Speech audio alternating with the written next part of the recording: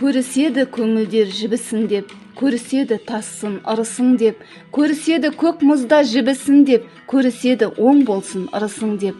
14 наурыз көрісу мейрамы, амал мерекесі. Көрісу күнде халық қыстан аман есен шыққанына қуанып, бір-бірімен қол алысады.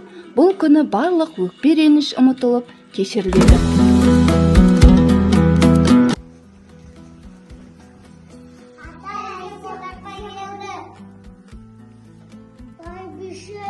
Konaktan gelip de kutu alayım.